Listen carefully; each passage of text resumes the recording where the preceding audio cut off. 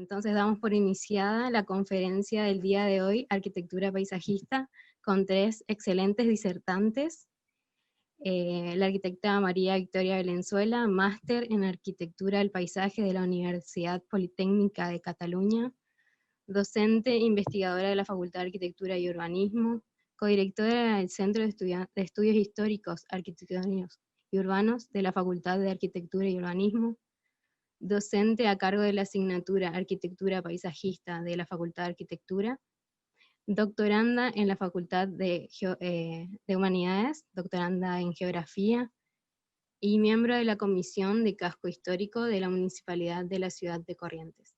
También tenemos como invitada, como segunda invitada, a la magíster arquitecta María José Roibón, magíster en Ambiente, Paisaje y Patrimonio, doctoranda en Arquitectura de la Universidad del Litoral, docente titular e investigadora de la Facultad de Arquitectura y Urbanismo de la UNE, coautora de 7 premios en concursos nacionales e internacionales.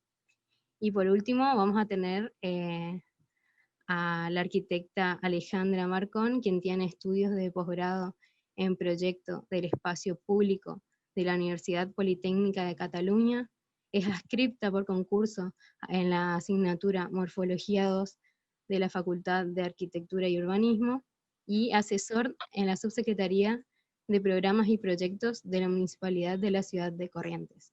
Entonces iniciamos con nuestra primera charla de la arquitecta María Victoria Valenzuela. Te escuchamos.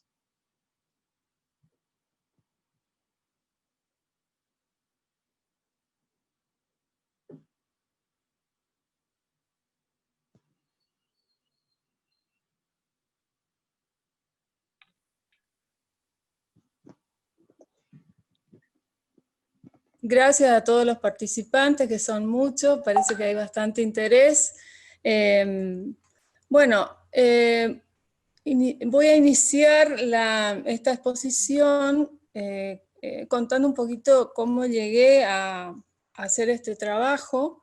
Yo, como dijo Adriana, formo parte de la Comisión de Casco Histórico y nos había llegado ya hace un tiempo el proyecto de la plaza, que había presentado la empresa que hoy está construyendo la plaza, y tenía un pequeño déficit, digamos, el proyecto, que era el paisajismo, ¿no? O sea, tenía muy poca propuesta en esta disciplina. Entonces, con la intervención de la arquitecta Marisol Maciel, que es la delegada de la Comisión Nacional de Monumentos, me convocaron a mí para realizar el proyecto ya en una etapa de que la obra ya estaba algo avanzada. Entonces, bueno, fue una cuestión contrarreloj, que hubo que resolver un montón de cosas en diciembre, enero. Así que bueno, pero lo mismo fue una gran oportunidad para mí, porque es un espacio público muy importante de la ciudad de Corrientes, nuestra joya patrimonial, digamos. Es casi la plaza fundacional, si bien, bueno, ya sabemos que no se fundó ahí la ciudad, pero inmediatamente pasó a convertirse en el corazón histórico de la ciudad de Corrientes. Entonces les decía que es una gran oportunidad para mí, y también un gran desafío y un gran compromiso, porque bueno, es un espacio muy sensible para toda la comunidad, y seguramente muchas personas pondrían su interés, digamos, en este proyecto. Les voy a compartir el PowerPoint.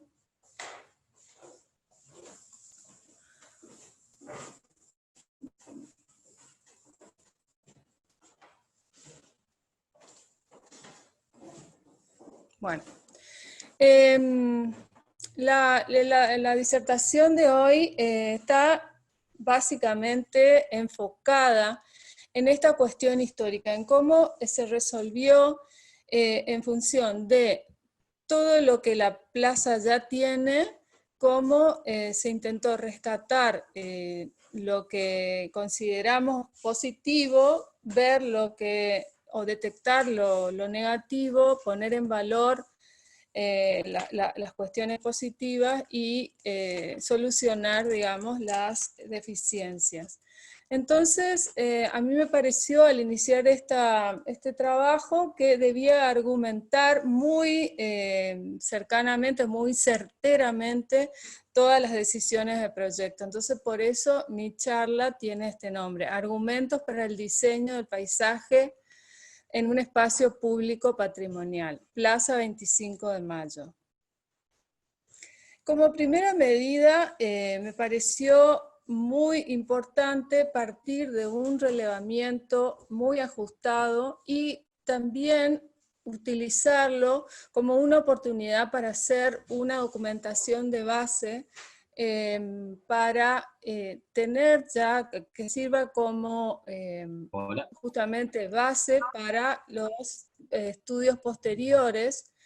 Entonces realizamos como les decía, un relevamiento donde se intentó, aparte de catalogar cada una de las especies en fichaje, que después les voy a mostrar, se intentó también identificar cuáles fueron los criterios de algunas plantaciones ya realizadas, cuáles fueron las épocas de esas plantaciones y otras cuestiones que fueron saliendo a partir de allí. En este plano se ve algunos de estos criterios, por ejemplo, un perímetro arbolado con una misma especie. La especie es la Tipuana tipu, que tiene sus características históricas, se cree a partir de un estudio fotográfico que también se hizo para este trabajo, que fueron plantadas alrededor de 1920 o un poco antes. Esto quiere decir que está en consonancia con un montón de espacios públicos que se realizaron a nivel nacional con la intervención del paisajista francés Carlos Thys, que, bueno, muy conocido en este ámbito, porque tiene toda una descendencia de paisajistas hasta el día de hoy, que, bueno, es muy conocido el arquitecto Carlos Thys, y que es ingeniero agrónomo, que está trabajando en este momento. O sea, desde 1889, que llegó este paisajista francés a la Argentina, todas estas generaciones de paisajistas fueron actuando, digamos, en el país, porque no solamente actuaron en la ciudad de Buenos Aires. Este paisajista francés, perdón, se dedicó a investigar sobre la flora nativa, porque si bien en un principio trabajó con especies exóticas, hizo junto a su mujer, porque bueno, se casó acá con una 16añera, y la llevó a recorrer todo el país y investigó la flora de distintas zonas de la República Argentina, y luego se hizo cargo de la Dirección de Parques y Paseos de la Ciudad de Buenos Aires y creó el primer botánico de la Argentina, que es el que funciona en Palermo. En ese botánico hizo cultivo de estas especies nativas, que son la Tipuana tipu, o sea, la tipa, el palo borracho, jacarandá, lapacho, entre otros, y con estos plantines, digamos, se plantó, digamos, en todos los espacios públicos de Buenos Aires, en parques, en avenidas, en calles, pero también en otros lugares del país. Inclusive el hijo de Thys estuvo en Corrientes, donde hizo un trabajo que lo estoy investigando, todavía no sé muy bien ese dato, pero para mostrarles que estuvieron en casi todas las provincias. ¿Por qué es importante esto? porque una de las decisiones más importantes del proyecto fue conservar las tipas, las tipuanas, tipu, que aunque es una especie un tanto frágil, estas tipas tienen 100 años o más de 100 años y todavía resisten y están muy bien a pesar de algunos problemas que tienen y que requieren soluciones, ¿no?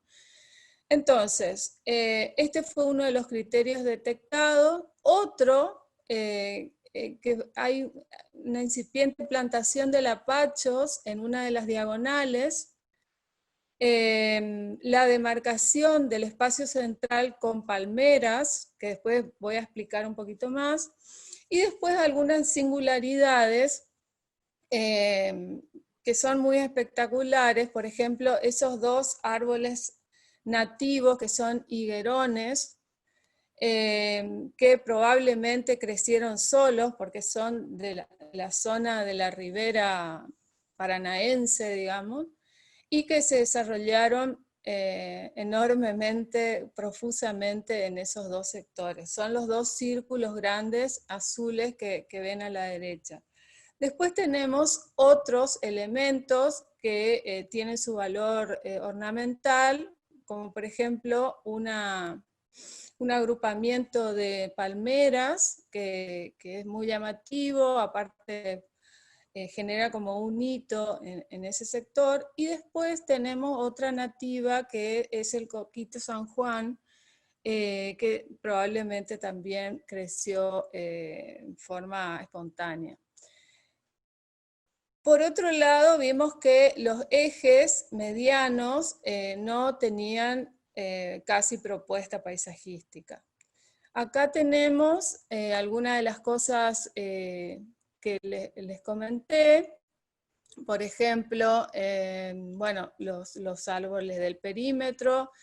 Vemos los lapachos de una de las diagonales. Vemos las palmeras centrales, que en este caso se utilizaron indistintamente la palmera pindó y la palmera washingtonia o livingtonia, como si fuera una misma especie, y sin embargo son muy diferentes. Los ejemplares nativos son los higuerones, que son estos dos, y después el coquito San Juan. Después vemos estos grupos y estos que son especies que respondieron a una época o a modas, por ejemplo el pino, que se plantó mucho en los años 70, los años 60, 70, también jazmín magno, que de los años 70, 80 aproximadamente, y después nos llevamos la sorpresa de un ñangapirí, que es este de la izquierda, que es nativo, muchos conocerán, habrán comido la frutita del ñangapirí, que está tratado como un arbusto, una cosa rarísima, pero que nos pareció interesante. Digo nos pareció porque, bueno, trabajamos codo a codo con el arquitecto Jorda, que es auxiliar de la Cátedra de Arquitectura Paisajista. Después acá, al pie de la imagen, tenemos los macizos herbáceos y arbustivos que tenía la plaza, que, bueno, que han perdido ya un poco la forma, el criterio que los originó, o sea, ya se veían como cosas aisladas sin coherencia. Esto es un poco, son las fichas que fuimos haciendo árbol por árbol, donde registramos las condiciones estructurales, el estado fitosanitario y algunas acciones recomendadas importantes para realizarlas en este momento, o sea, antes de la inauguración, digamos. También se hizo un rastreo histórico a partir del fines del siglo XIX, principios del XX, porque se trabajó con documentos fotográficos, que es lo que se encontró, porque La obra paisajística en general no se registra o se registra muy poco, entonces no hay planos, tampoco hay pliegos, no había. Ahora se supone que sí, ya está un poco más documentado, porque sabemos que el paisajismo es efímero, o sea, porque se trabaja con componentes vegetales y los componentes vegetales tienen vida, vida útil, tienen un tiempo de caducidad, entonces si no se van reponiendo, se pierde hasta el diseño que les dio origen. Entonces, si no se registra rigurosamente lo que se planta, después se pierde completamente, salvo que se hagan trabajos arqueológicos. Bueno, acá determinamos unos momentos históricos donde vimos que primero había una columna, bueno, esto es largo de explicar, no quiero que se me vaya el tiempo, pero muy interesante porque en el principio del siglo XX había mucha ornamentación en los parterres, con formas que de alguna manera tienen que ver con el barroco francés e italiano, una jardinería muy trabajada, bueno, hasta llegar a una época cercana a la actual, ¿no? Que sigue trabajando con estas especies exóticas. Acá a mediados del siglo XX vemos que ya la plaza estaba rodeada por una corona verde, digamos, que significa que ya las tipas estaban muy desarrolladas, las copas, ¿no? De las tipas. ¿Lo de inglés? Bueno, el primer trabajo que se hizo a nivel proyectual fue hacer un estudio de los alcorques o las cazoletas o los canteros, o sea, la superficie de absorción de los árboles existentes, sobre todo en la vereda, porque se comenzó por las veredas perimetrales. Entonces había que asegurar un espacio de absorción generoso para estos árboles que tenían ya un desarrollo radicular importante y que en general estaban sufriendo las consecuencias de la urbanización. Digamos, acá vemos en la foto de arriba vemos uno de los árboles que, fíjense que tienen las raíces afuera, rompiendo la vereda, etc. Bueno, para evitar estas complicaciones, agrandamos los alcorques, para eso hicimos un previo estudio de todas las bases de los árboles para ver si la ejecución de los alcorques no perjudicaría, digamos, a las raíces durante el momento de la construcción, que no signifique mucho corte de raíces, ¿no? Bueno, y también se decidió que se iba a reponer los ejemplares de tipa perdidos, y en algunos casos hasta se habían perdido los alcorques, entonces rehicimos algunos alcorques para poner nuevos árboles. Y abajo se ve cómo ya los árboles tienen su espacio de absorción mucho más holgado, las raíces ya no están expuestas, y en el caso de abajo le dimos bastante margen al higuerón que está en la esquina de Buenos Aires y Quintana, y generamos todo un borde de contención con hormigón, como para que no se levante la raíz, el solado, y la raíz pueda ir por debajo del solado. La propuesta de arborización, entonces, lo que les decía, que se tomaron estos criterios preexistentes y se los potenció, se los desarrolló con más énfasis, principalmente los árboles del perímetro. Fíjense lo que están en verde, lleno, son los árboles que se repusieron de la misma especie. Se generó también se tomó la idea de la diagonal con lapachos y se reforzó la existencia del lapacho en estas diagonales como para que se genere dos caminos arbolados y sombreados y que pueda ser de mucha capacidad ornamental, digamos, en los meses de primavera. También, como otra decisión de diseño importante, fue retomar la presencia de la palmera en el círculo central, pero solamente trabajar con una de las palmeras, que les decía, porque trabajan indistintamente con 2 o 3 especies, tomar la palmera pindó y reforzar el círculo con ella. Y también con la misma especie, con la palmera, jerarquizar el eje medio norte-sur que estaba bastante desvalorizado y en la parte sur tenía un tipo de tratamiento y en el sector norte otro tipo de tratamiento. Entonces quisimos homogeneizar todo este eje con la presencia de palmeras de un lado y del otro lado alternativamente por cuestión, o sea, no se podía poner de los dos lados. Y también se eligió la palmera para acompañar las dimensiones del mástil, la altura del mástil, y con esto darle acompañamiento, pero a su vez jerarquía.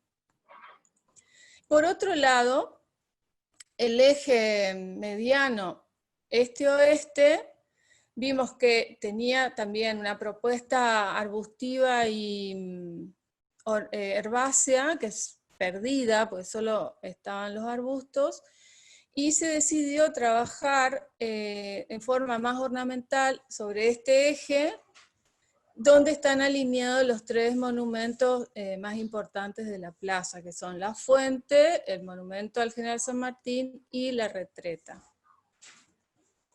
Acá un poco la perspectiva,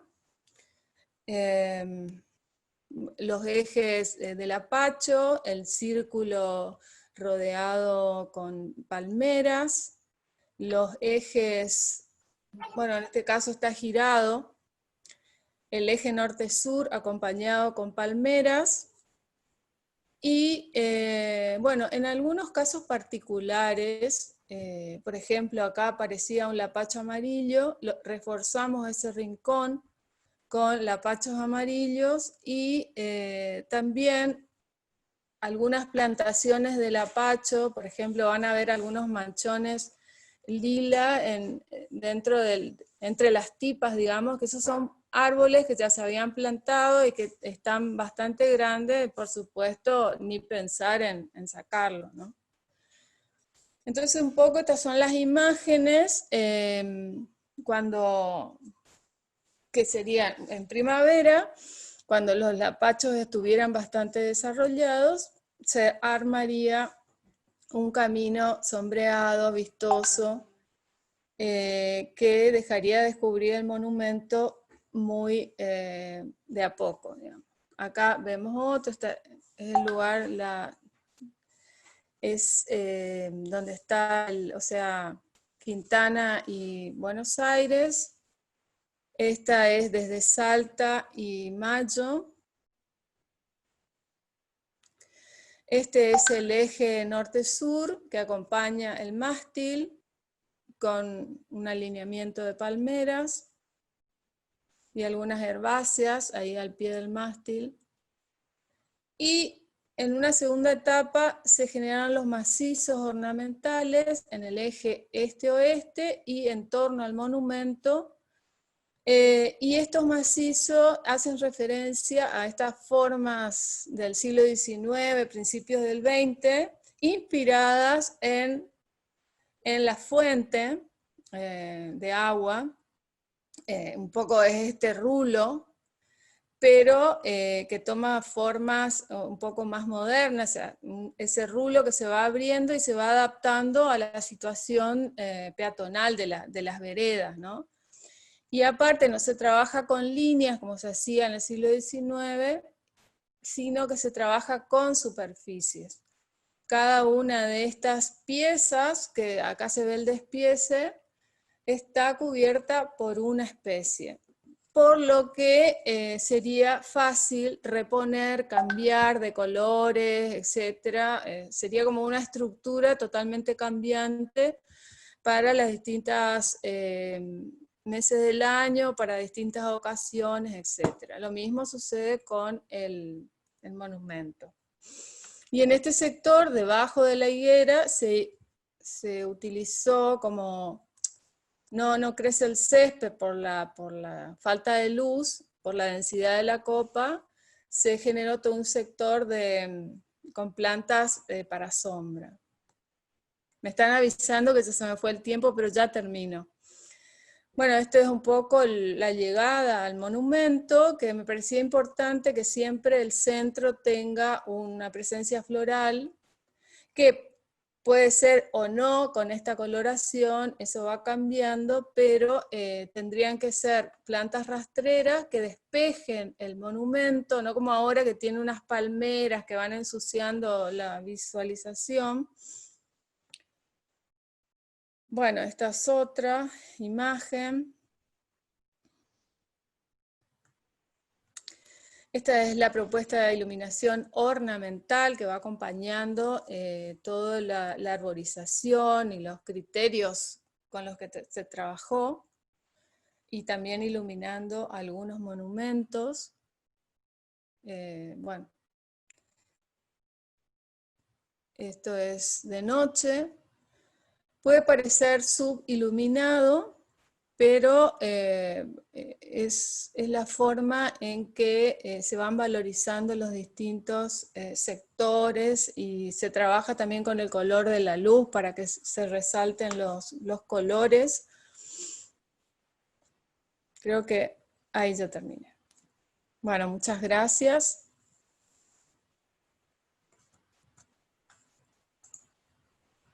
Muchas gracias, Victoria. Una excelente propuesta. Ahora vamos a dar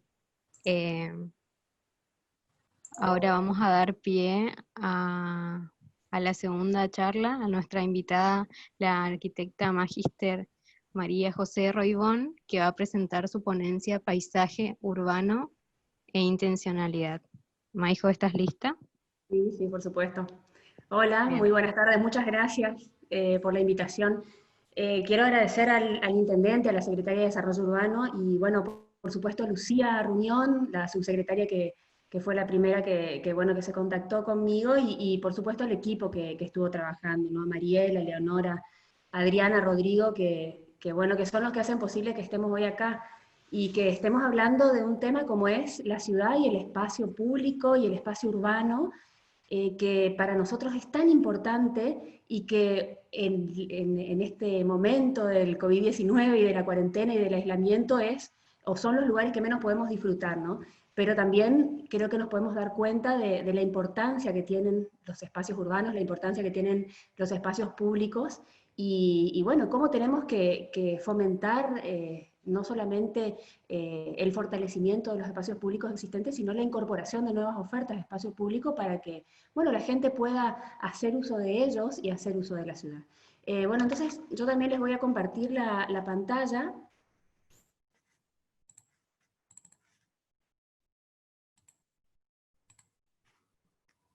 Bien, en este caso, en este momento vamos a hablar a partir de esta estructura, ¿no? Vamos a hablar primero de unos conceptos de partida donde vamos a basar la exposición, y después vamos a tomar dos casos que pensé mucho si mostraba por ahí dos casos o tres casos o cinco casos actuales de algún espacio de vanguardia, y me pareció que estaba bueno por ahí remitirnos al espacio público de nuestras ciudades latinoamericanas, de los casos a lo mejor en los que, bueno, tuve la posibilidad de intervenir, como para contarles más desde la experiencia, ¿no es cierto? Cuando hablamos un poco de los conceptos de partida, y bueno, y teniendo en cuenta esto que decimos de la situación por la que estamos pasando, y donde, bueno, empezamos a revalorizar más lo que significan los lugares de encuentro y el espacio que necesitamos para esos lugares de encuentro, entendemos que la ciudad no es solamente una aglomeración donde se tienen en cuenta las dimensiones y la densidad y la cantidad de metros cuadrados por habitante, sino que es un lugar que nos permite un montón de oportunidades y donde estas concentraciones humanas, estas concentraciones urbanas, son las que nos dan la posibilidad de un montón de oportunidades y de ventajas, y por eso de alguna manera decidimos vivir en comunidad y no vivir aislados, ¿no? Observar las ciudades y estudiar las ciudades para nosotros o para los que estudiamos las ciudades, es un placer muy particular, ¿no es cierto? Porque así como una obra de arquitectura, y que por ahí decimos que las obras de arquitectura podemos ver una transformación, o podemos ver una nueva obra de arquitectura en 6 meses, en un año, dependiendo de la magnitud de la obra, en las ciudades los procesos son mucho más lentos por su escala, y a lo mejor las transformaciones en la ciudad, los pequeños gestos que podemos hacer, van a ser transformaciones que a lo mejor las podemos ver en 10, 15 o 20 años. Son más a largo plazo, pero en cada uno de los lugares de la ciudad donde nosotros podamos intervenir o trabajar con algún gesto, con algún diseño, con alguna intervención, vamos a ver que cada una de las personas que hacen uso de ese espacio lo van a aprender, lo van a incorporar de una manera distinta, porque esa relación que existe entre la persona y el espacio urbano tiene mucho que ver con las experiencias previas, con lo que conoce, lo que no conoce, con el momento de su vida por el que está pasando, y por supuesto con todos los acontecimientos que hicieron que llegue hasta ese momento, hasta el momento en que está viviendo. Por supuesto, las situaciones contextuales y las situaciones, bueno, personales de cada uno. Y cada uno de los ciudadanos tiene un vínculo con su ciudad, con la ciudad de origen o con la ciudad donde vive, y que tiene que ver justamente con los recuerdos, con los significados, con lo que pasó por esos lugares, y seguramente van a haber lugares que van a ser más importantes que otros dentro de una ciudad para cada una de las personas. En lo que tiene que ver con cómo la persona conoce y cómo la persona se va incorporando a la ciudad, es algo que en percepción se entiende como que participan todos los sentidos. La imagen de la ciudad, la imagen que cada persona tiene de la ciudad, es la combinación de cada uno de los sentidos que tiene en cuenta en la ciudad. Es la percepción de lo que puede ver, de lo que puede oler, de lo que puede experimentar, ¿sí? Experimentar con todos los sentidos. Es por eso que es tan importante el poder dar forma visual a la ciudad, el poder dar forma visual al espacio urbano, al paisaje urbano, ya que, bueno, constituye justamente la comunicación de lo que está pasando en la ciudad y de lo que pasó en la ciudad. Según Gordon Cullen, que es un autor que habla mucho de paisaje urbano y que tiene un libro que es bastante conocido, que habla sobre el paisaje urbano, determina 3 elementos que son los que de alguna manera relacionan a la persona con la ciudad y con el paisaje urbano, y que son la visión, el lugar y el contenido. Estos elementos se conjugan para producir un impacto en cada una de las personas que hacen uso de ese espacio, ya sea un residente o ya sea un visitante. Y nosotros como diseñadores de esos espacios tenemos la oportunidad de generar intenciones, ¿sí? A partir de los diseños, a partir de las distintas situaciones que podemos generar, ¿sí? Podemos generar emociones en las personas que hacen uso de ese espacio. En este caso, en esta foto que les estoy mostrando, es una visita que hicimos con los alumnos de Morfología 2 en el año 2018, donde trabajamos justamente en los terrenos del ex regimiento que están, bueno, enfrente de ese sector de la costanera que estamos viendo. Pero si, por ejemplo, nosotros pensamos en una calle larga y recta, ¿sí? Que puede estar en cualquier ciudad del mundo, en cualquier lugar, vemos que una ciudad que no tiene demasiados contrastes es entendida muy rápidamente, ¿sí? Una calle es hasta casi monótona, pero si esa calle de repente se encuentra con un espacio verde, con una apertura, con un balconeo, como en este caso, hacia otro sector de la ciudad, con una plaza, con un bulevar, la mente humana reacciona y ese espacio urbano adquiere otro sentido, ¿sí? Esa imagen del paisaje urbano va a adquirir otro sentido para nosotros, ya va a dejar de ser monótono, ya va a dejar de ser aburrida de alguna manera, y va a empezar a generar otras emociones. Más aún si ese espacio urbano, si esa plaza, si esa plazoleta, si ese vacío tiene algún andamiaje o algún anclaje en lo significativo, en lo cultural, en la identidad del lugar. Y en cuanto al lugar, Gordon Cullen dice que cada uno de nosotros hace referencia a sí mismo cuando habla del lugar, o cuando entiende un espacio urbano, o cuando entiende un paisaje urbano, ¿no? Generalmente decimos que somos autorreferenciales, entonces siempre decimos, estoy dentro de un lugar, estoy fuera del lugar, estoy en el centro del lugar, ¿sí? De esa manera es que tenemos que pensar los espacios que diseñamos, porque son las situaciones que le vamos a proponer a los usuarios de cómo experimentar, por ejemplo, una situación de encierro cuando estamos dentro de un túnel, o una situación de libertad cuando salimos de ese túnel, como la misma sensación de libertad que tenemos cuando vamos caminando con una calle y de repente entramos en una plaza, ¿no? Y por supuesto, de la misma manera, la percepción de ese paisaje urbano, del espacio urbano que vamos transitando, tiene que ver también con la velocidad, o con el tipo de vehículo o el tipo de movimiento que desarrollamos, ¿no? De una manera se entiende la circulación peatonal, y en el caso de la bicicleta o del auto es un recorrido mucho más plástico, más veloz, ¿no es cierto? Son otros tiempos, son otras situaciones. Pero bueno, en realidad, para entender el diseño de la ciudad y del espacio público hay un montón de cualidades. En este momento, o para esta charla que tenemos hoy, me gustaría hablar de una de las cualidades que hace referencia a Kevin Lynch en su libro La imagen de la ciudad, que habla también del paisaje urbano de la ciudad, y que es la legibilidad, ¿sí? La legibilidad del paisaje urbano, donde es necesario que todas las partes de la ciudad, así como todas las partes de un espacio público, sean claras, sean legibles, estén organizadas en una pauta coherente. ¿Y esto qué significa? Que estén organizadas en una pauta coherente es lo mismo que en este momento en el que estamos haciendo una presentación con un PowerPoint, y en donde hay un montón de imágenes y de símbolos y de gráficos y de textos que tienen que ser organizados para que vos que estás del otro lado lo puedas entender. Entonces, de la misma manera, la ciudad y el diseño del espacio público tiene que estar organizado para que la persona que va a hacer uso de ese espacio lo pueda entender, ¿sí? Estamos comunicando algo con esa organización del espacio. Entonces, de la misma manera que una presentación, o de la misma manera que una película, de la misma manera que un libro, el espacio urbano tiene que ser legible, tiene que ser claro, tiene que ser entendible, para que las personas se sientan en equilibrio, para que perceptualmente se sientan a gusto en ese espacio. Y en el diseño del espacio público, bueno, pasa lo mismo que en la ciudad, ¿no es cierto? La legibilidad, como una de las cualidades que resaltamos hoy, es necesaria a partir de ordenar los distintos elementos, ¿no?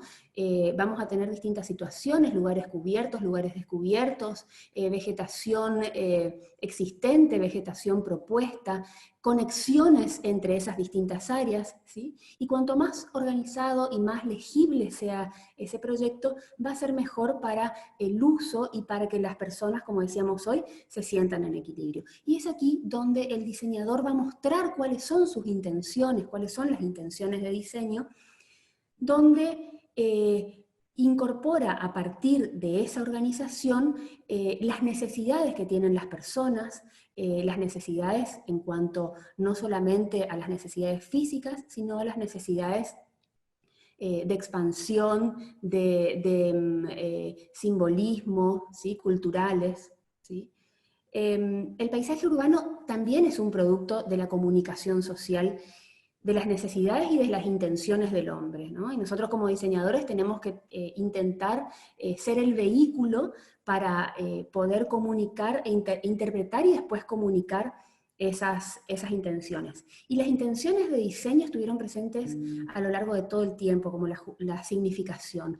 Entonces, para el hombre, desde sus inicios, el habitar no significaba solamente tener un cobijo, sino que a partir de apropiarse de un lugar, empezaban a aparecer rastros en las paredes, pinturas, algunos elementos ornamentales que hacían que ese lugar fuera propio, fuera de uno y no de otro, ¿sí? Y donde lo mismo de alguna manera pasa con el espacio urbano. En la imagen que estamos viendo, la incorporación de estas sombrillas de proyecto de Amancio Williams en el paseo costero de Vicente López, significó la recualificación, la resignificación de un lugar, por supuesto con toda la estructura de soporte que tiene esta intervención, pero donde estos elementos se convirtieron en un hito fundamental que resignificó el lugar, ¿sí? Y que le dio una identidad y que le dio una imagen urbana a ese sector de la ciudad. En palabras de Norbert Schulz, la arquitectura y en especial el diseño del espacio público urbano tiene que ser usada como un signo, como una señal, como un elemento que comunique, ¿sí?, intenciones humanas, intenciones del ser humano. Y es ahí donde nosotros como arquitectos, como planificadores, como diseñadores, tenemos que comunicar a partir de los rastros que encontramos en el territorio, de la cultura, de la naturaleza, de la historia y de las expectativas que tiene la misma sociedad o la misma ciudad sobre su ciudad y sobre su espacio público. Debemos comunicar estos símbolos, ¿sí? Debemos trabajar a partir de esa significación, a partir de las herramientas que nos da la arquitectura, ¿no es cierto? De los colores, de las texturas, de los olores, de las sensaciones y de las distintas experiencias que podemos proponer en el espacio público urbano.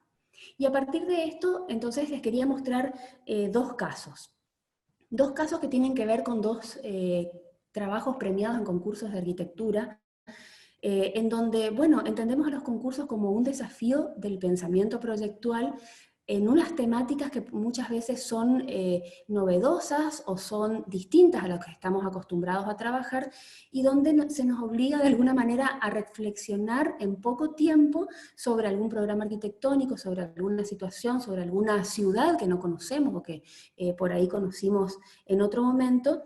Y a partir de que generalmente los niveles esperados en los concursos son muy altos, lo cotidiano por ahí pierde fuerza y necesitamos ser más creativos y recurrir a la innovación, en donde los concursos son una oportunidad para experimentar y donde a partir de que sean anónimos tenemos la garantía de que haya una pluralidad de criterios y de alguna manera una democratización de los proyectos. En torno a estos ejemplos que vamos a ver, me gustaría remitirme a esta frase de Tabá Bando que dice: no puedes simplemente poner algo nuevo en un lugar.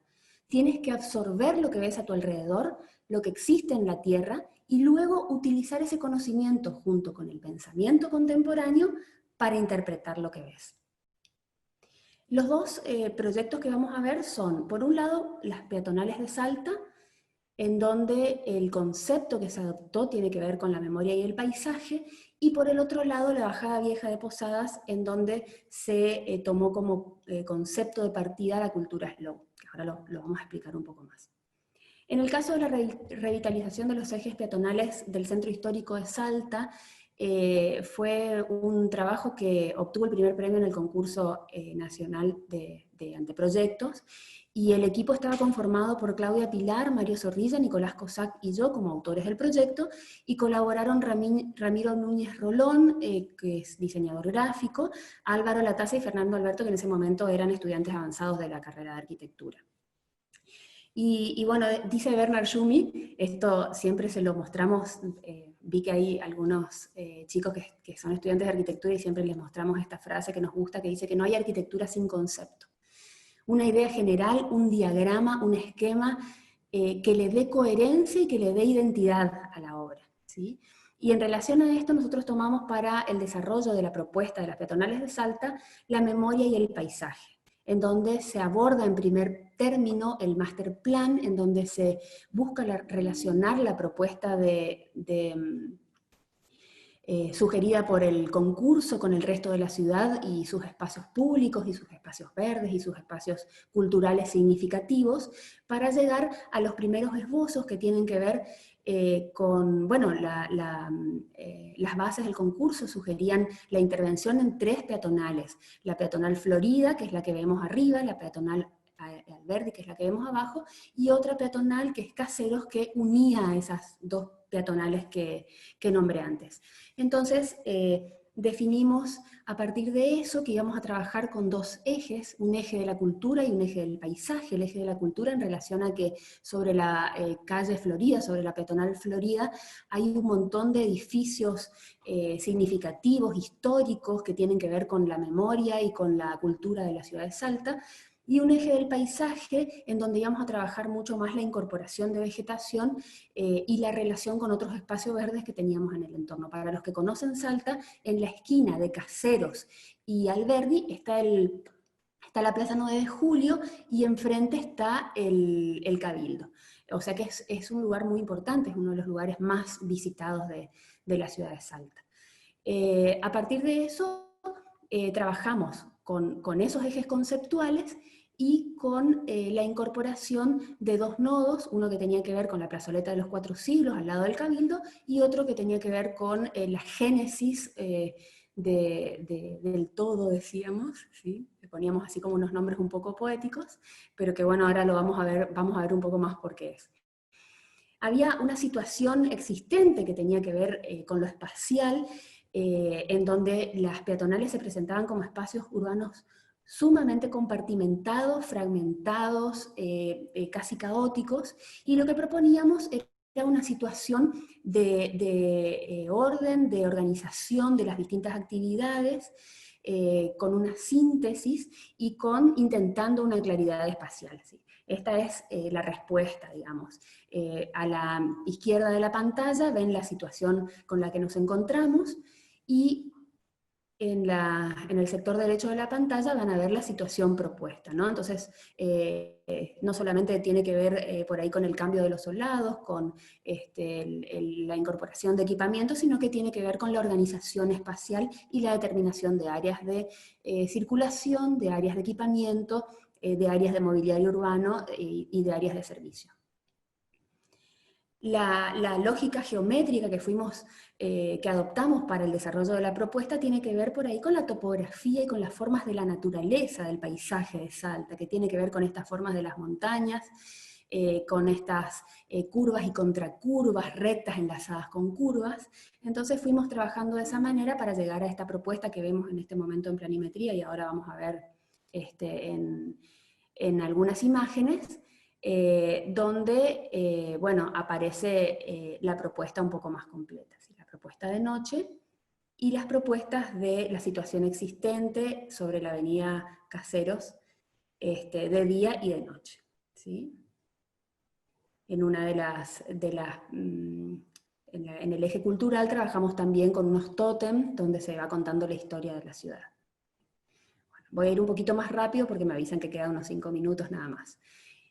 Por último, lo que les quería mostrar es que también se incorporó una serie de equipamientos, ¿sí?, que solicitaban las bases y que se completaron con otros equipamientos propuestos por el equipo.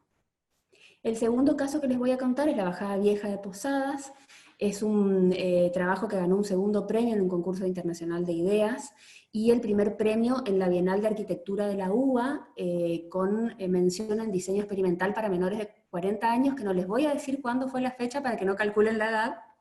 Y las autoras fuimos Claudia Pilar y yo, los colaboradores Cecilia Roca Sorat en la parte de diseño gráfico, Graciela Bordenave en la parte de agronomía, y Álvaro y Fernando, que en ese momento también eran estudiantes avanzados de arquitectura. Se adoptó la cultura slow, a partir de unos libros que estábamos leyendo en ese momento, en donde uno se llama El elogio de la lentitud y otro Sin prisa pero sin pausa, y que lo que proponen es justamente trabajar sobre un cambio en la idiosincrasia y en la manera de entender a la ciudad, ya no con la rapidez, con la vorágine de todos los días, sino generando espacios tranquilos, espacios relajados, espacios para disfrutar del paisaje. Las formas inspiradoras tienen que ver justamente con estas líneas quebradas de la Bajada Vieja, y en donde se trabajó, por supuesto, desde la escala urbana, a partir de la revitalización de lo que se entendía como el trazado original de la trinchera y la incorporación de hitos urbanos que la reconstituían, y donde se abordó después la escala de sitio y la escala de lugar, ¿no es cierto? Tanto esas líneas quebradas que hacen a la propuesta como, bueno, los llenos y los vacíos, la topografía en distintos niveles, la fragmentación que se ve en los lotes, en las manzanas, fueron parte de la lógica formal que fuimos utilizando para el desarrollo de la propuesta. Y donde se trabajó acá mucho más por ahí que en Salta, por, bueno, una situación climática, topográfica bueno, totalmente diferente, y en donde se hizo una propuesta de vegetación que no solamente tenía que ver con la Bajada Vieja, que es esa línea quebrada que vemos, sino que tenía que ver también con todo su entorno próximo y remoto, abarcando las avenidas, el paseo costero y llegando hasta la propuesta del anfiteatro que queda, bueno, un poco alejado, pero que contemplaba la propuesta. Entonces la vegetación se trabajó tratando de rescatar la vegetación existente y fortaleciéndola, y donde no existía esa vegetación hacer una nueva propuesta. En el caso de la Bajada Vieja, donde no existía vegetación, trabajamos con azares, haciendo reminiscencias a Posadeña Linda y los olores, y posadas llenas de azahar, para los que se acuerdan de esta canción tan conocida de Ramón Ayala, y en donde fuimos caracterizando, bueno, justamente con los colores, con los olores, con las escalas de la vegetación, cada una de las cuadras que componen la Bajada Vieja, ¿no? Cada uno de esos lugares también fue trabajado generando un sistema de lugares, conectando distintas áreas que estaban desconectadas por las diferencias topográficas que aparecían inconexas. Entonces fuimos conectando los distintos lugares con rampas, con escaleras y con situaciones de estar y ofertas de distintas actividades. Por supuesto, un equipamiento propuesto específicamente para este proyecto, y donde se buscaban establecer ventanas hacia las áreas naturales, ventanas hacia el río, ventanas hacia el paisaje, y en cada uno de esos lugares acompañado con alguna de las frases, bueno, de esta poesía de Ramón Ayala. También nos acompañó la propuesta de diseño gráfico a partir del estudio de la señalética, de la cartelería, que se incorporó en la propuesta, de la revitalización de algunos edificios, y en este caso, por ejemplo, tratamos de demostrar en las imágenes esto de la cultura slow, de disfrutar en otra frecuencia del paisaje urbano, de disfrutar de otra frecuencia del río y de las actividades que se proponen, ¿sí? En este caso es el Cerro Pelón, que es donde termina la Bajada Vieja, con otra de las ventanas hacia el paisaje. Y algunos de los edificios significativos que estaban en el desarrollo de la calle, que se incorporaron a la propuesta a partir de propuestas de resignificación de los espacios, ¿sí? Esta es una imagen en donde se puede ver la zona del anfiteatro, de las que les contaba al principio, y la zona de la Bajada Vieja por acá, en donde algunos hitos referenciales también invaden de alguna manera el río para buscar las referencias en las distintas áreas donde se realizaron las propuestas. ¿Sí? La imagen de noche. Y por último, para cerrar, porque veo que Adriana ya me está mirando cada vez más de cerca en la pantalla, lo que quería reflexionar con ustedes a partir de esto es la necesidad que tenemos de pensar y hacer, de que todo lo que hacemos desde el proyecto, desde la gestión, desde la acción y desde la ejecución nos sirve para repensar conceptos y para repensar nuevas maneras de intervenir el espacio, de retroalimentar nuestras prácticas. Y donde Luis Arnoldo Valle, que es un arquitecto cordobés que nos gusta mucho leer en la facultad, nos dice que la más maravillosa cualidad humana es la capacidad para imaginar lo inexistente, para poder darle forma y materializarlo, y lograr que ello sea bueno para otros seres humanos. Y yo agregaría que tenemos el poder para transformar las cosas. Así que eso es todo, espero que les haya sido útil la presentación, y cualquier duda o consulta lo vemos ahora, o si no después los espero en las redes. Bueno, muchas gracias, Maijo. Recuerden, por favor, que si quieren hacer preguntas a las arquitectas, a nuestras invitadas, pueden hacerlo a través del chat, y luego de la última ponencia las leemos todos juntos, ¿sí? Bien, ahora para finalizar vamos a dar pie a la tercera invitada, la arquitecta Alejandra Marcón, que nos va a hablar del espacio público en otras ciudades. Ale, ¿estás lista? Sí, bueno, muy buenas tardes a todos. Voy a compartir la pantalla, agradezco a todos los que están participando y a los organizadores que me invitaron a participar de esta disertación. Bueno, voy a comenzar hablando. Bueno, yo hice un posgrado en la ciudad de Barcelona titulado El proyecto del espacio público en el marco de arquitectura del paisaje. Voy a estar dando a continuación 6 conceptos básicos para la configuración del espacio público y la configuración del paisaje urbano, y al finalizar cada uno de ellos voy a dar un ejemplo significativo de la ciudad de Barcelona. ¿Por qué elijo la ciudad de Barcelona? Bueno, además de haber sido sede de mis estudios, creo que es un buen ejemplo en lo urbanístico porque mantiene la misma calidad de espacio público desde el centro hasta la periferia de la ciudad. Voy a estar hablando de los 6 conceptos que son vegetación, movilidad, pavimentos, iluminación, mobiliario y espacios intersticiales. Vamos a comenzar con el primer concepto de vegetación. Vamos a tener en cuenta este punto para la elección, la adecuada elección de vegetación para la incorporación de diferentes proyectos urbanos. Vamos a estar condicionados siempre por el entorno en aspectos climatológicos, como ser la humedad, si el ambiente es seco, si es húmedo, si es cálido o si es frío, la incidencia solar, la edafología, que es otro punto, tiene que ver con las condiciones del suelo, si son permeables, salinos, ácidos, del entorno, que tienen que ver con cómo es el entorno, nos encontramos con un entorno contaminado, con entornos salinos o entornos muy ventosos. La sanidad es un aspecto muy importante a tener en cuenta porque hay muchas especies de vegetación que son alergenas, entonces tenemos que tener cuidado al introducirlas en los espacios públicos, y también tiene todo lo que tiene que ver con los tratamientos fitosanitarios. Los servicios urbanos, obviamente muy importantes, porque se encargan del saneamiento y de la desobstrucción de cañerías o por la ruptura de pavimentos por causados por eventuales raíces que puedan meterse sobre los solados.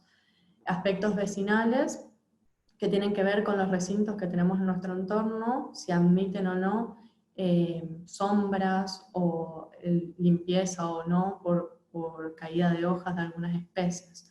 Pasando al segundo recuadro, y ya tiene que ver más con lo estético, con el paisaje, vamos a centrarnos en la elección de la vegetación según su porte, que puede ser bajo, mediano o gran porte, por la forma de su copa, puede ser redonda o piramidal, el follaje, la coloración del follaje, si es hoja caduca o perenne, el tamaño, y también por la floración, tener en cuenta las épocas de año en las que florecen y también la coloración de ellas. Después nos encontramos con factores que tienen que ver con las características particulares de cada especie que distinguen unas de otras, como ser el tamaño, tiene que ver, generalmente se lo mide en el perímetro del tronco, el suministro, que es la forma en que trasladamos una especie hacia el lugar de implantación, puede ser a raíz desnuda o en cepellón. Cepellón quiere decir con el complemento de una capa de tierra sobre sus raíces. Estas dos formas que acabo de mencionar se suelen hacer en etapas de invierno, y después hay una tercera forma de suministro que tiene que ver con el contenedor, que como su nombre lo indica, se traslada el ejemplar a través de un contenedor. El tamaño va a depender del tamaño del ejemplar. La ventaja que tiene esta última forma de suministro es que se puede hacer en cualquier etapa del año. Después vamos a hablar también de sistemas de estabilización de arbolado, que pueden ser mediante tutores simples o sofisticados según la especie lo requiera. El mantenimiento, que es muy importante tener en cuenta ya en la primera etapa, porque lo vamos a especificar en el proyecto, todo lo que tiene que ver con las podas, con los riegos, los abonos, ¿sí? Y por último el trasplante, que no es muy recomendado, pero que se lo utiliza, si así se lo requiere, por determinadas especies particulares, o para mantener algún ejemplar. Después tenemos también soluciones tecnológicas, que ya es cuando entramos más en la obra. Si tenemos que refaccionar una obra del espacio público, del ámbito público, tenemos determinadas situaciones y podemos, por ejemplo, cuando sube la cota del pavimento, recurrir no a enterrar el árbol, si se pudriría el tronco, sino que también existen otras soluciones tecnológicas como socavar en torno al tronco, colocar una membrana geotextil sobre el tronco y luego rellenar la fosa con gravas. Cuando baja la cota de pavimento la solución es un poco más complicada, porque se tiene que socavar una fosa por debajo de las raíces y del tronco y se baja el ejemplar hasta la cota que necesitamos. Hay otros sistemas también, por ejemplo, para conducir las raíces de los árboles hacia donde nosotros queremos mediante riegos, canales de riego. Y también es importante decir que el trasplante de los árboles se los hace de manera en la que se corta la raíz, se llama la raíz de sustento, nunca las superficiales, porque son las mediante las cuales se alimenta o recibe los nutrientes. Entonces se corta la raíz de sustento y se lo traslada al lugar de implantación y se lo colocan tutores hasta que esta raíz vuelva a surgir. Como ejemplo, y un ejemplo paisajístico, en la ciudad de Barcelona tenemos el Parque Jean Nouveau, diseñado por un arquitecto paisajista. En este caso hay que tener en cuenta un factor muy importante en el diseño, que es el tiempo. Las especies de vegetación fueron introducidas desde cero, es decir, que tardó muchos años en poder crecer y ver las imágenes que actualmente estamos viendo, y que el proyectista logre llegar al objetivo como lo había imaginado.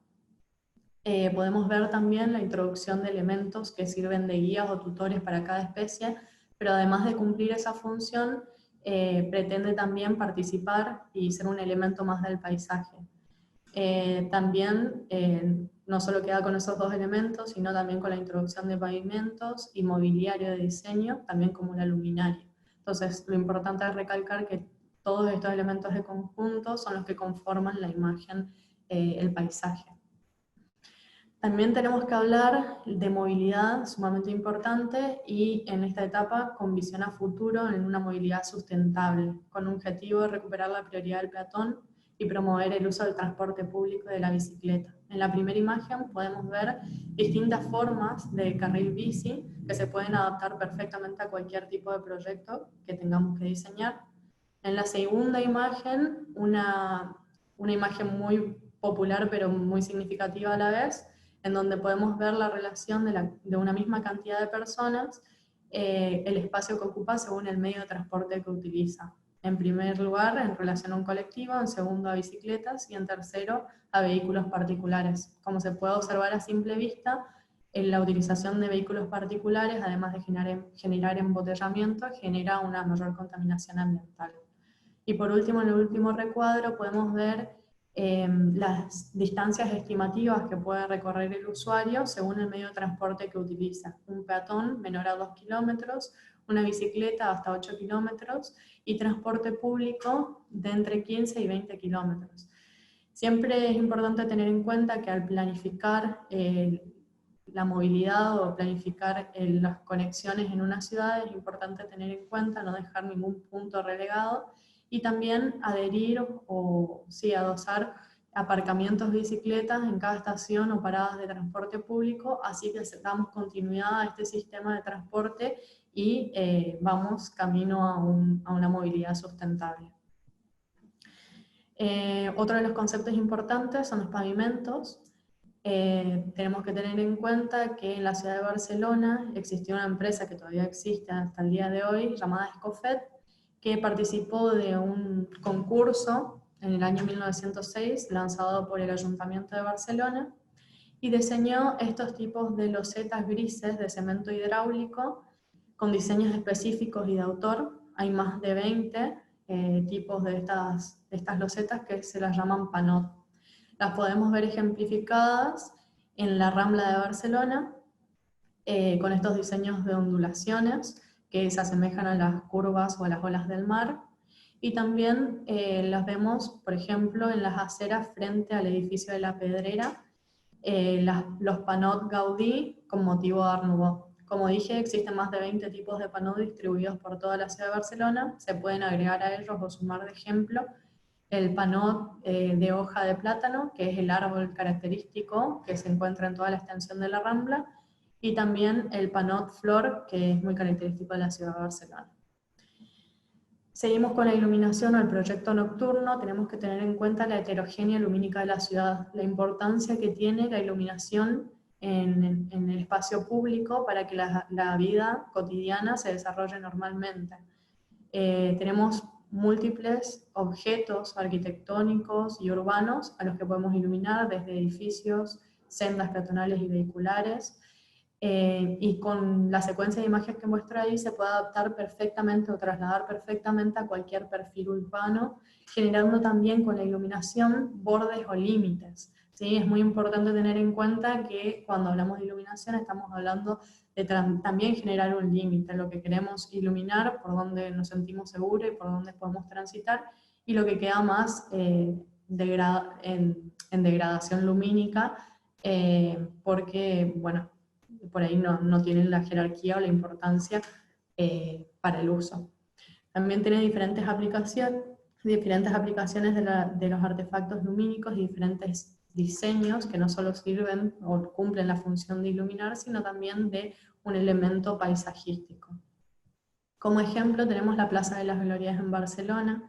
Es una instalación, un proyecto nocturno, diseñado por Mauricio Ginés y David Torrents. Es una instalación que consta de luces LEDs introducidas en el pavimento longitudinalmente, y que además de ser una obra de apreciación visual, también constituye una obra de interacción, ya que en torno a la plaza se colocaron sensores de sonido. Entonces la gente o los usuarios comienzan a interactuar con la obra y, como vemos en la imagen de abajo, el usuario puede emitir sonidos y según el grado de intensidad empieza el juego de encendido y apagado de luces sobre el pavimento. Esta es una obra muy significativa en cuanto a lo paisajístico del proyecto nocturno.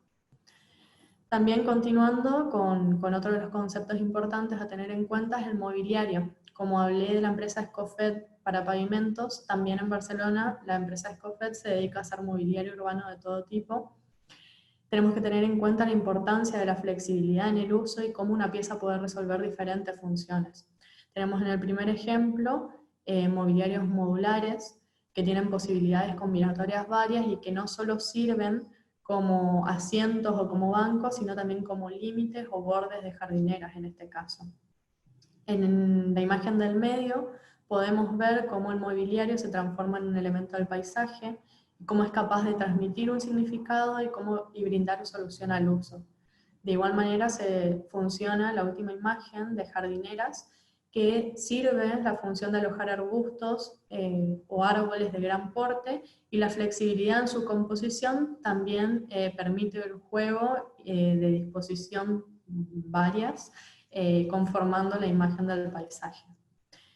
Como vengo diciendo, acá vemos los mobiliarios aplicados a el paisaje. El primer caso es Lungomare, es un mobiliario inspirado en las olas del mar y en las dunas de arena. Como se ve, el diseño ergonómico que tiene, se adapta muy bien al cuerpo humano en distintas posiciones, y cuando la persona deja de hacer uso de ese mobiliario, calza como pieza perfecta en la composición del paisaje. Lo mismo ocurre con el mobiliario flor, que es una banca de hormigón que se coloca de manera modular, por lo tanto el proyectista o el paisajista tiene la posibilidad de tener ese juego de composición y crear así la imagen del paisaje. Por último, vamos a hablar de los espacios intersticiales. Tenemos que tener en cuenta que la vida transcurre en el espacio público, por eso es esencial promover esa relación entre el interior y el exterior, que exista fluidez en la interfaz y que los espacios intersticiales recobren vida. En la primera imagen podemos ver cómo un usuario en el espacio público permanece solo sin que los interiores se abran hacia el exterior. En cambio, en la segunda imagen podemos ver cómo los interiores comienzan a abrirse hacia el exterior, generando estos espacios intermedios, estos espacios que enriquecen la vida del espacio público y la vida social. Bueno, como ejemplo de estos espacios intersticiales, una pequeña parte del proyecto que hicimos en el posgrado, en Plaza Pez de la Palla, que se encuentra en el casco histórico de Barcelona. Abajo podemos ver la planimetría actual, cómo es, que es un espacio público en desuso, con interiores cerrados al entorno, y en la parte de arriba podemos ver una secuencia de imágenes. En la primera podemos ver la introducción de pavimentos y cómo con ese elemento ya empezamos a limitar el espacio público de la plaza y a la vez integrarlo y conectarlo con diferentes accesos mediante las aceras. En la segunda imagen podemos ver ya con la introducción de mobiliario cómo este elemento hace de conector entre espacios interiores y exteriores a través de plataformas, de bancos, de jardineras. Y por último vemos la interacción ya del usuario en el espacio público, ¿sí? Cómo hace uso de estos distintos espacios, albergando diferentes funciones y eliminando por completo la barrera interior y exterior. Bueno, espero que les haya sido útil la charla. Obviamente hay muchos ejemplos más para ver y muchos conceptos de paisajismo y de espacio urbano para indagar, pero me quiero ir con 3 conceptos fundamentales en el diseño del espacio público, que son la continuidad. Debemos siempre tener una lógica formal, ¿sí?, en el diseño de espacios públicos, que le dé integración y unidad a lo que estamos diseñando, también para darle tranquilidad y seguridad al usuario, ¿sí? También la significación, poder transmitir o contar una historia con lo que estamos diseñando y por qué no generar emoción en el usuario, en el espectador. Y por último, la funcionalidad, obviamente responder a las necesidades de los usuarios, las necesidades de la sociedad, y siempre brindar un uso flexible o un diseño flexible para todos los elementos del paisaje urbano. Bueno, con esto me voy y les agradezco a todos, espero que les haya sido de interés. Bueno, muchas gracias. Muchas gracias, Alejandra.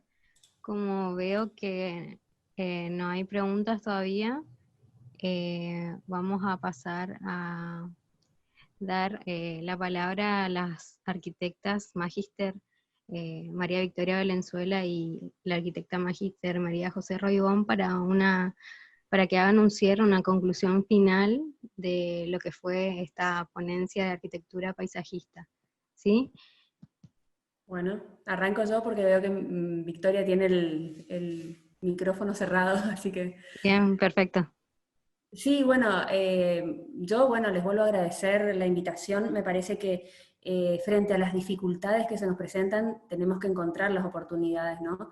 Y me parece que esta situación por la que estamos viviendo de aislamiento nos da la oportunidad de generar este tipo de herramientas y este tipo de encuentros que a lo mejor nos acercan a otras personas con otras inquietudes y con otras visiones que nos pueden nutrir y que pueden realimentarnos. Nosotros, o sea, en mi caso particular, yo desde que empezó el aislamiento y con todas las dificultades de que compartís la vida cotidiana y los hijos y la limpieza y todo lo que significa la casa, pude ver a un montón de arquitectos en vivos de IG o en conferencias, que ahora están organizando muchas conferencias desde la Sociedad Central de Arquitectos, con arquitectos conocidos y que muestran obras muy buenas y que muestran obras de espacio público y obras de espacio interior, público, privado, y que me parece que es una buena oportunidad para eso, ¿no es cierto? Para encontrarnos de otra manera hasta que nos podamos volver a encontrar en los espacios en los que estábamos habituados. No sé, Victoria, no la veo. Sí, acá estoy. Un poquito hablar sobre, así como improvisando, ¿no? y un poco como docente universitaria también, quería dejar o remarcar una de las características del espacio público, que es un espacio social, que es un espacio de todos, y por ello todos tenemos derecho a ello. Entonces, nosotros como diseñadores del espacio público tenemos que estar abiertos a todas las miradas, porque es un problema muy amplio, comunidad la que está involucrada. Entonces, cuando tenemos que hacer alguna intervención en el espacio público, lo ideal sería registrar. Un poco lo que hablaba Maijo, de saber leer el lugar, hacer un buen registro de las apetencias, lo que la sociedad involucrada quiere de ese espacio. Y por otro lado, hacer un sondeo muy profundo de lo que es el lugar, de los componentes del lugar, de lo que se ve y de lo que no se ve, lo que subyace de la historia del lugar. O sea, es un trabajo previo que hay que realizar muy a conciencia, porque si el espacio no está bien planteado, es un espacio vacío, un espacio que no congrega, donde la gente se siente incómoda. Por ahí puede ser un espacio muy bello estéticamente, pero que no hay lugar para el usuario, digamos, donde el usuario no se siente acogido. Entonces, creo que esa primera etapa de contemplar el lugar, de registrarlo, de interrogarlo, como nos decían ahí en la maestría, justamente también en Barcelona, que el lugar te dice casi todo lo que quiere ser, casi todas las decisiones de proyecto salen del lugar, nos decía una de las profesoras que era una genia, una de las que hicieron Barcelona, tan linda, que ahora, bueno, no me sale el nombre, pero eso es muy importante antes de encarar algún trabajo, más allá de las modas o de quizás el diseño empaquetado. Me parece que cada lugar tiene sus particularidades y que el arquitecto o paisajista tiene que saber interpretarlas, visibilizarlas, extraerlas y, bueno, que sirva como insumo para trabajar con ellas. Más que nada para los alumnos que están asistiendo a la charla.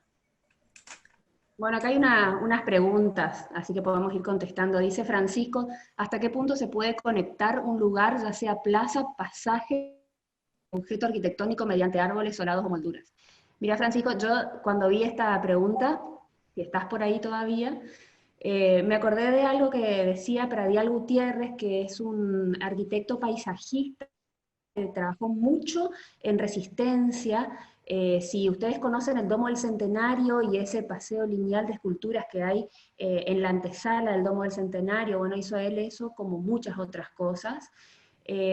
Trabajó en toda la Argentina, y él siempre dice, el paisaje urbano es un paisaje heterogéneo, y tiene que contraponerse al paisaje, a la propiedad privada. Tenemos que intentar homogeneizar el espacio urbano para que nos podamos orientar en el espacio. Y daba un ejemplo un poco gracioso, decía, imagínate que vos tenés una dentadura donde faltan algunos dientes y tenés que completarlos. De esa manera tenemos que trabajar sobre todo, decía él, con la vegetación. Vos tenés una situación urbana en la que la vegetación o los hitos o las referencias aparecen de una manera a lo mejor dispersa, y vos tenés que vincular eso, como lo mismo que lo dijiste vos ahí, con la vegetación, con la iluminación, con el mobiliario. Es un trabajo que bueno, como decíamos hoy al principio, las intervenciones en la ciudad son con plazos totalmente diferentes a la obra de arquitectura. Entonces, lo importante es tener un proyecto, tener una planificación y después tratar de convencer a los vecinos, a los frentistas, para que colaboren en la homogeneización de ese espacio público, de sus frentes, de sus veredas. Y bueno, es un trabajo que se hizo en muchos lugares, que se hizo en muchas ciudades como las nuestras. Así que no es imposible, solamente hay que tener voluntad y hay que tener continuidad y bueno, buena predisposición por parte tanto de las gestiones de gobierno como de los vecinos, ¿no? A ver qué otra...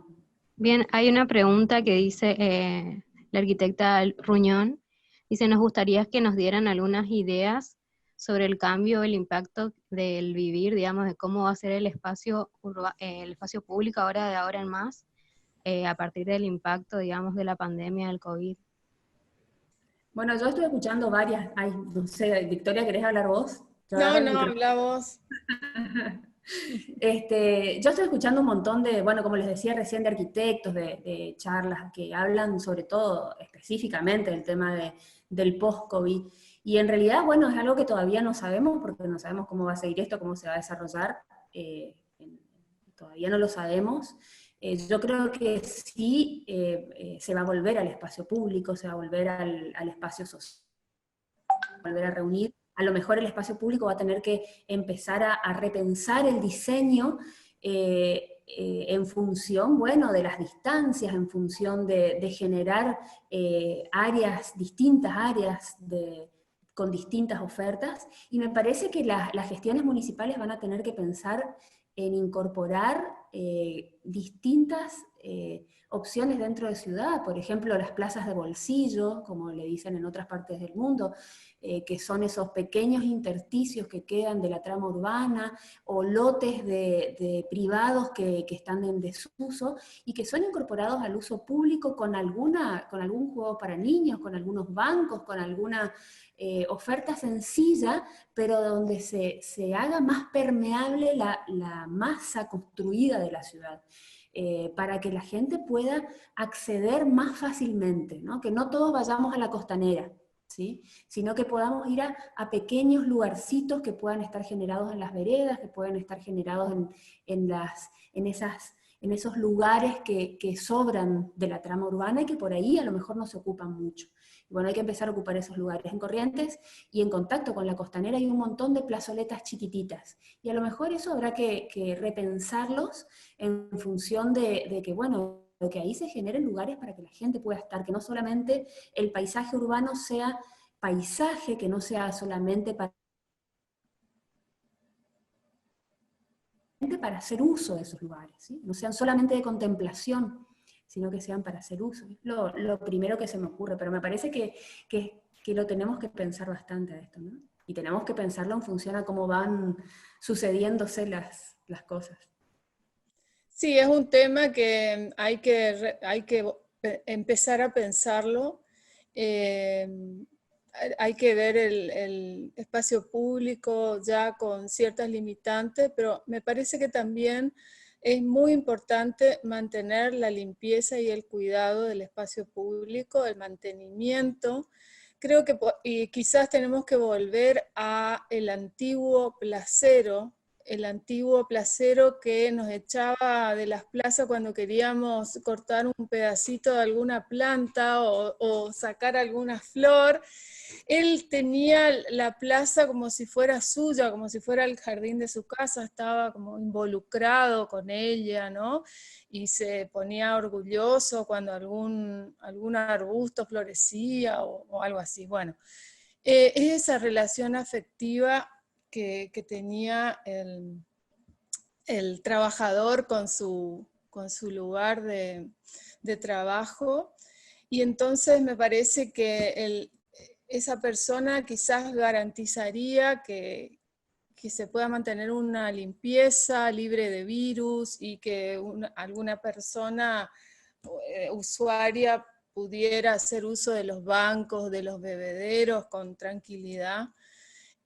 Y también que pudiera mantener, por ejemplo, los árboles bien podados, el césped bien cortado para que no se junten mosquitos, que es otro tema que nosotros tenemos, esa amenaza del dengue, que quizás es tan o más importante que el coronavirus.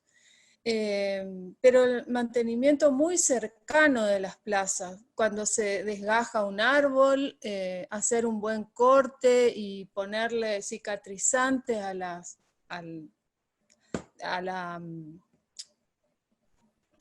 ¿cómo se dice? A la fisura o a la, al desgajo, el desgarro que tiene el árbol. Entonces me parece que el cuidado del espacio público es muy importante, más allá de que las personas tendrían que asistir, por supuesto, con barbijos, quizás con guantes, o sea que cada persona pudiera tomar sus propias medidas de protección, pero es muy importante para que la vida de la ciudad siga garantizada, porque si los espacios públicos vacíos hablan de una ciudad sin vida, sin actividad, sin lo que es la ciudad, ¿no? Es la vitalidad y todos queremos volver a sentir, digamos, esa conexión entre los ciudadanos, y esto se da en el espacio público.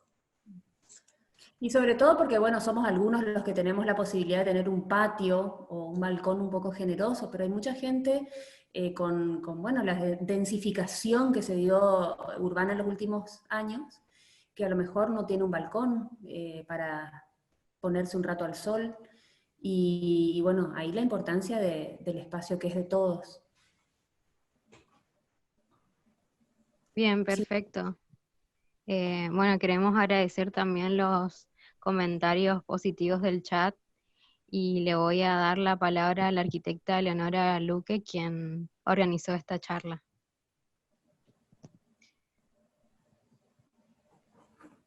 A ver si está Leonora. Hola, buenas noches a todos. Quería agradecerle la presencia.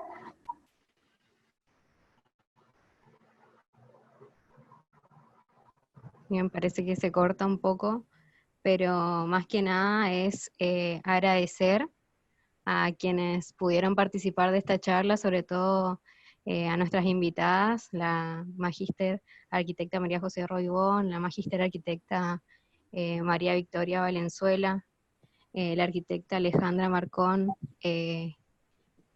quienes pudieron organizar, quienes nos dieron este espacio, la gestión del doctor Eduardo Tassano, nuestra secretaria, la ingeniera Alejandra Wichman, secretaria de Desarrollo Urbano, la subsecretaria de Planificación Urbana, la arquitecta Lucía Ruñón, y también quien colaboró conmigo para el armado de esta charla, que es la directora de Conservación del Patrimonio, la arquitecta Mariana González. También invitarles a todos, el próximo jueves va a haber una nueva charla que va a tratar sobre el circuito centro histórico de Corrientes, que también va a estar muy interesante, que todos puedan participar.